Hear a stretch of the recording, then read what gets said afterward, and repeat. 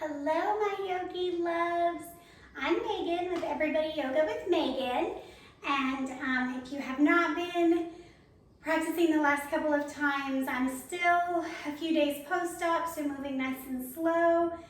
But that does not mean that we will not have a wonderful practice. We will just have a slow, intentional practice, which is what we need, right?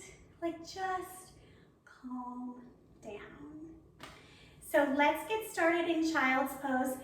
Pick a variation that feels comfortable in your body. And what I mean by variation is knees wide or close, a block under the forehead or not. Just try on different things for size and see what fits today, acknowledging that every day is different in your body, okay? We're gonna see what I can do here. And just settle. I say this at the beginning of most of our practices, and what I mean is just settle into your breath. Give yourself a moment to land here and now. Anything you did before this doesn't matter.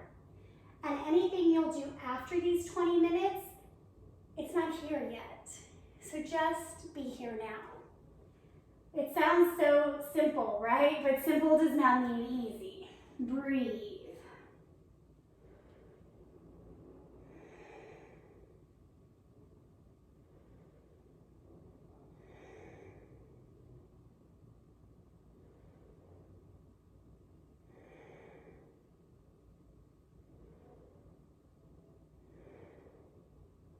One more breath.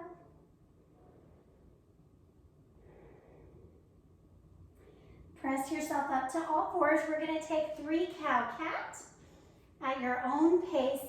Inhaling on your cow. Exhaling on your cat. And I'm going to just do really small movements here so I don't impact the incision sites.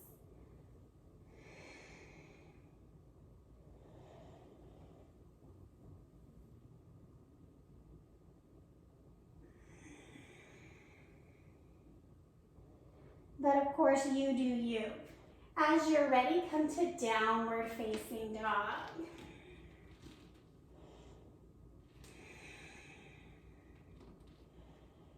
Rolling out through the feet, giving yourself the opportunity to kind of wiggle into your down dog.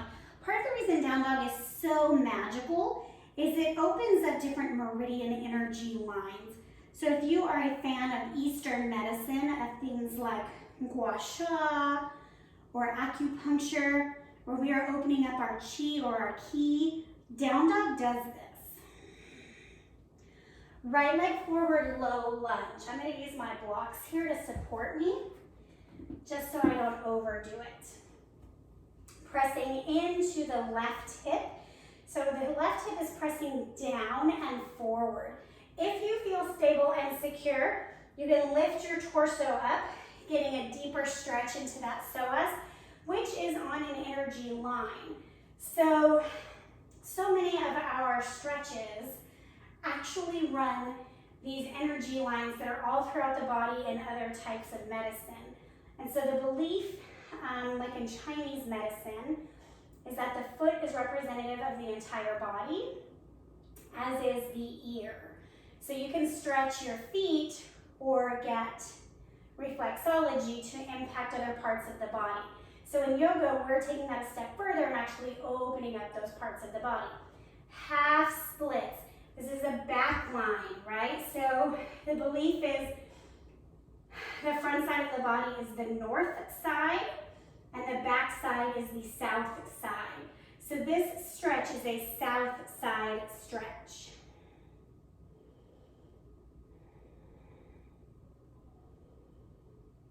We're going to take a gentle twist here. Left hand to right ankle or knee, right, wherever you can reach.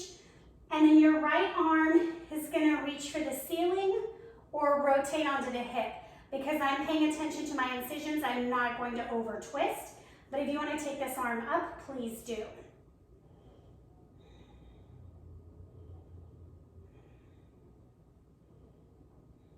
Untwist. We're gonna bend into the right leg, coming into a low lunge, a low crescent lunge. Bottom knee lifts. I'm gonna bring my hands a little further to frame my foot. Pausing here. Again, if you are feeling fabulous, bring your arms up and come to a crescent lunge. That's just not a good choice in my body today. So it's just a deeper front, north side of the body opening here.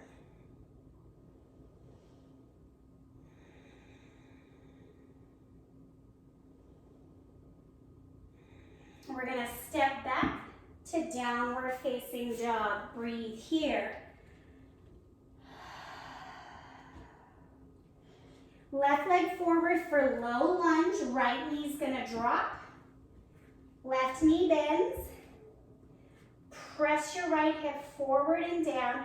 Same thing as other side. If you want to lift your torso and your arms, please do that. I'm not. Once again, I am not. The name of the game is doing what's good for your body at an appropriate time. I used to be a big fan of if you can, you must, and I now find that to be utter bullshit. I can do lots of things. That doesn't mean I must do them. Half splits. It's like an unlearning of my training, of my education. Working to flex your front foot as the front knee is straight. You're extending long, hinging however far you want.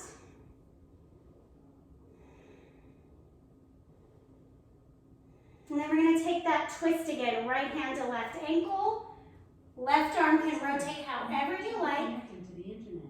It looks like an issue with the router and echo. I don't know why this damn echo talks all the time. Then plug the router back in. Wait 30 seconds. Once the router is back on and connected to the internet, untwist. We're going to bend into that left knee again. Pick the right leg up. Low crescent. If you want to make it a full crescent, you'll lift the torso up. In another world, I would have re-recorded this scene, but I can't do that much yoga these days. So sorry, you get the Alexa talking inappropriately.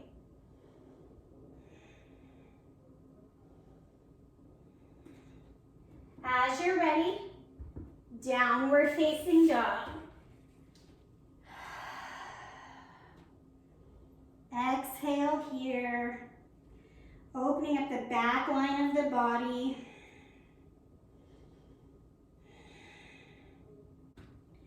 You're going to hold your down dog here for a few breaths while we talk about the reticular something system. Maybe it's reticular activating system. I don't know. I have a bad memory these days.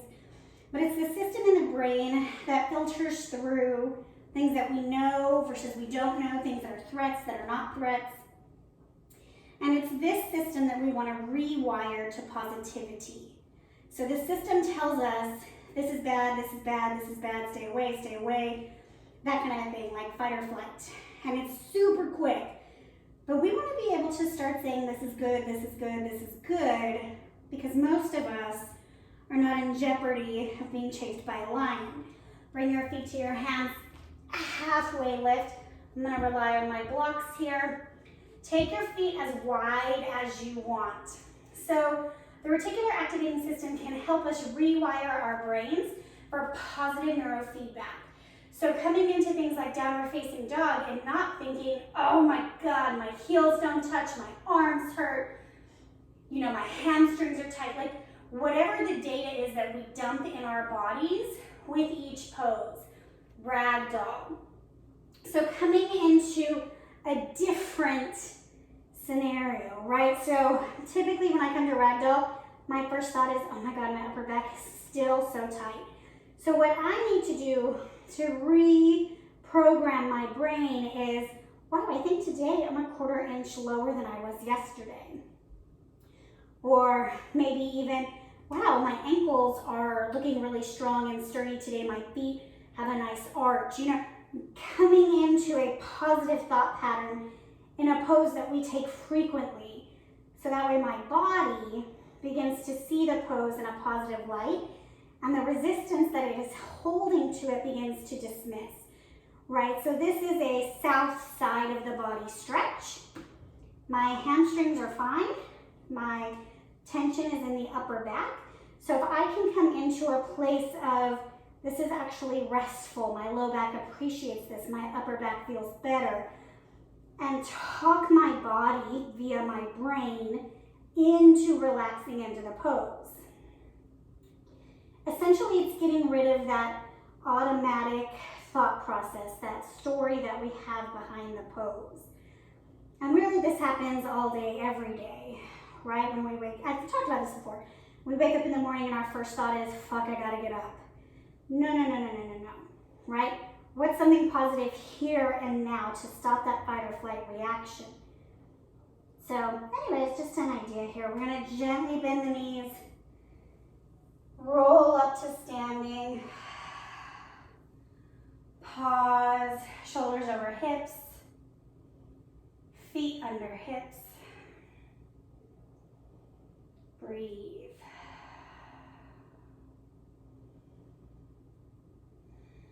Clasp your hands at the base of your spine, pull the palms together, lengthen the arm bones if you can, squeeze your shoulder blades, tilt your chin up, opening the north side of the body across the chest.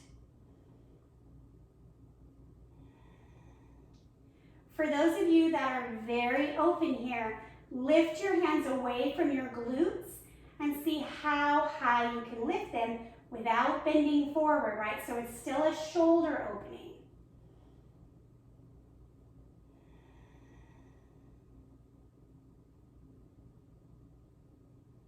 Release your arms, hands forward, Samasthiti, warrior, right? This is like the initial warrior pose here.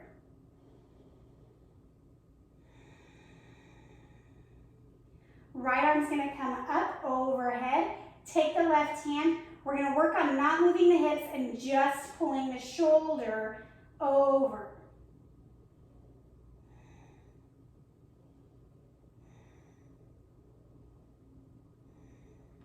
Back up. Reset the shoulders. Straighten the left arm. Right hand grabs the wrist. This is different than what we did yesterday and most days, okay? The hips are static. This is just pulling at the shoulder.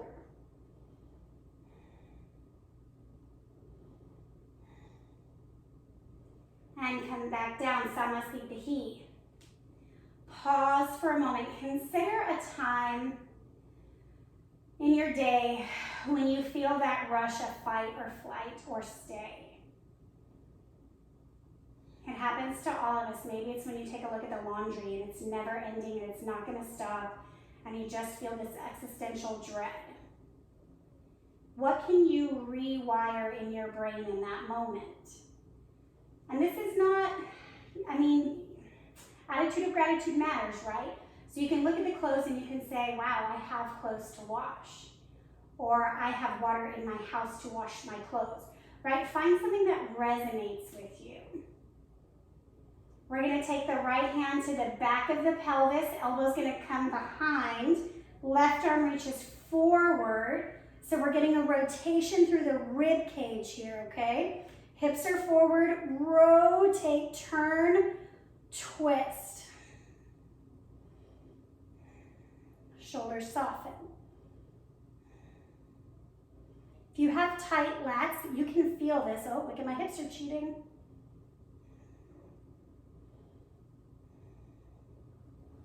Back to Samasthiti, pause.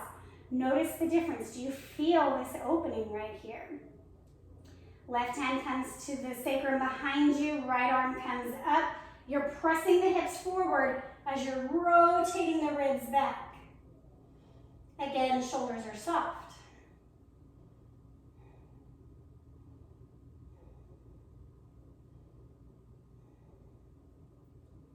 And release, arms down. So some of the belief is that the body holds these memories for us, yes? And so if you have lots of fight or flight or stay in you, lots of anxiety, we need to work it out. We need to with ease, okay? We can't force it out. The force is the same thing that brought the trauma there. So adding force, adding too much flow, too much vinyasa has the opposite effect of what we really want, okay? Hands come to heart center, inhale. Exhale, bow. Pause. What is your story behind this pose? This is not a chance to judge, it's just a place of inquiry, right? Is your story that you're so flexible and this is boring? Okay, how are you going to level up? What are you going to do? Can you get the crown of your head to dust the floor? Because that is the long-term opportunity in this pose. Halfway lift. Shoulder blades are activated and engaged. Lower belly pulling up and in. Toes are soft. Knees are fluid, right? So as we bring in the different elements, we always want water in the body, active water. We're not locking out our joints. Hands come to the ground. We're going to take a high push-up. The rest of you will take a low push-up and an up dog. I'm not. And then we'll meet in downward facing dog. Exhale.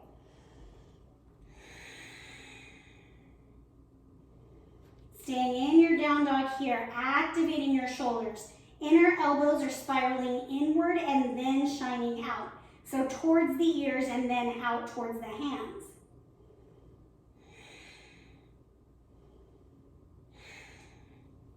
Drop onto your knees. We're going to bring our hands up to our hips.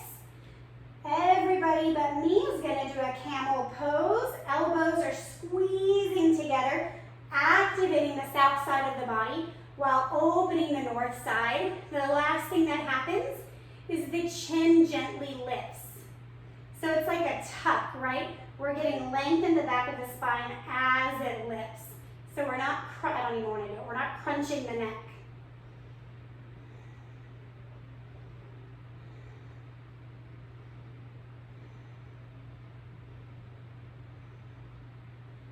Rise back up. We're going to come into our reclined warrior pose. Feet come out, hips drop between the heels. If you want to sit on a block, please do. If this is very accessible for you, work on leaning back.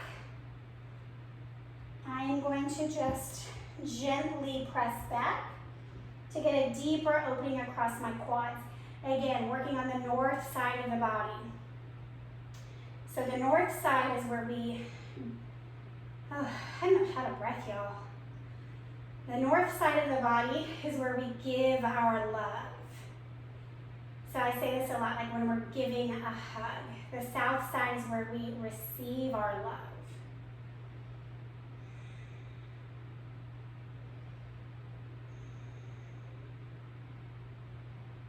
Stay in your breath.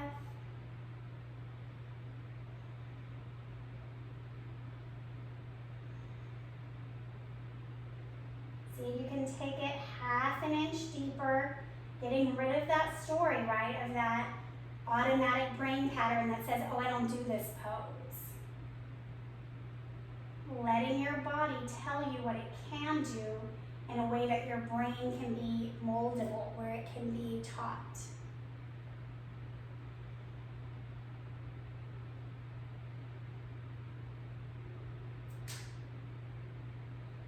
Gently work your way back up.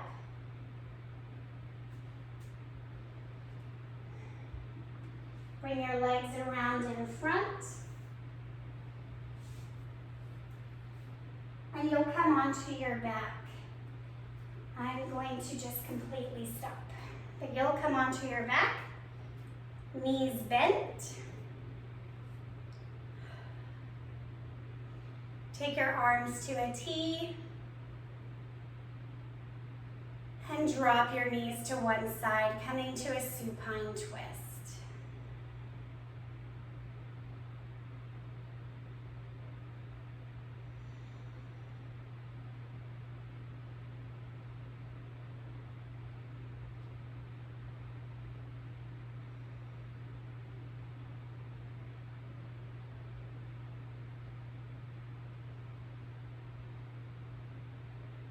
Coming back to the center. Twist to the other side.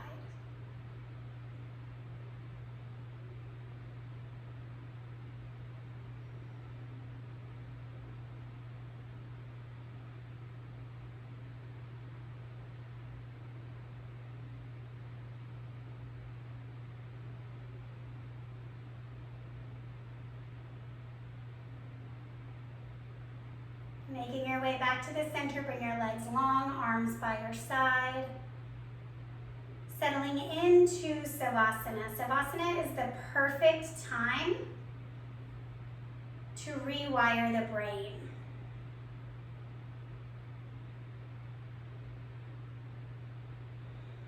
This idea that we are mind over matter. And what I mean is your thinking mind, your aware mind has power over the automatic firing, the matter of your brain.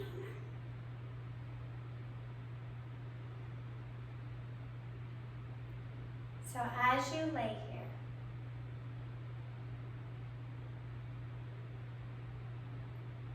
allowing there to be space between your thoughts.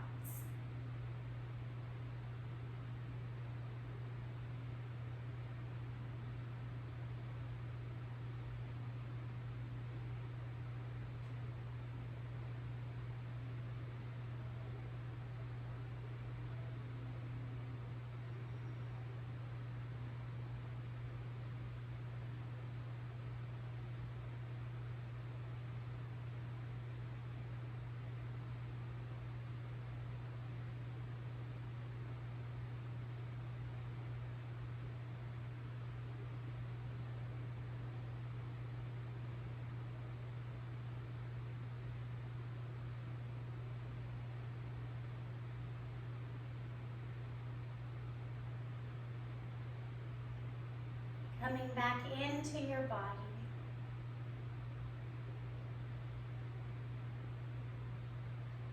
Making your way to a fetal position on either side.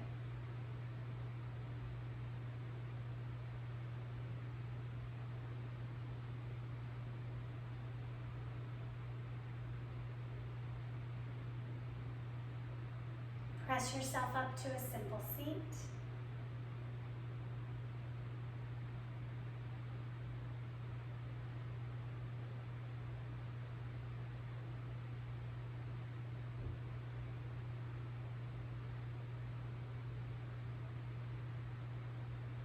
Bring your hands to heart center. Acknowledging the north and south side of your body. Acknowledging your power over your physical mind. And acknowledging our need as humans to slow down.